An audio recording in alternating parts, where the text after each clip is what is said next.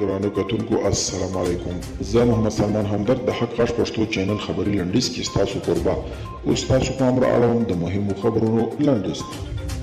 ټول افغانستان څخه بهر د افغان امنیتي ځواکونو د روزنې پلان لري. د ناټو عمومي مشر ینس سټولټنبرګ د جمعې په ورځ په پاریس کې د فرانسې له ولسمشر امانویل ماکرون سره په یوه ګډه خبري غونډه کې وویل په افغانستان کې د ناټو د ځواکونو د حضور په پای ته رسېدو سره یو نوی فصل پرانیستل کیږي.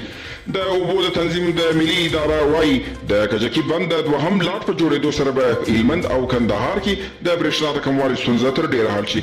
دغه اداره زیاتوي کجکي بند د 209 میلیون امریکایي ډالرو په ارزښت جوړیږي چې ټول ټال د 150 میگا واټ برېښنا د تولید ظرفیت لري. روغتیا سازمان وایي کرونا شاید تر رسمي ارقامو 3 برابره زیات انسانان مړه کړي وي. د ملګرو ملتونو د روغتیا نړیوال سازمان په رسمي ډول تر روانې میاشتې په نړۍ کې په مستقیم ډول د کورونا ویروس له کبله د 3.4 میلیونو کسانو مړینه ثبت کړې ده. او جورج ډبلیو بوش وایي له افغانستان د ټولو امریکایي ځواکونو ایستل به یوه سیمه کې تشه رامنځته کړي. د امریکا د پخواني رئیس جمهور جورج ډبلیو بوش چې فاکس نیوز سره د خپل نوي کتاب اړوند مرکه کوله ټینګار وکړ د تل خبرداري ورکړې چې له افغانستان د امریکایي ځواکونو ایستلو سره به له رامنځته شوي تشې هغوی ګټه واخلي چې له ښځو سره د دوهمې درجې وګړو په توګه عمل کوي.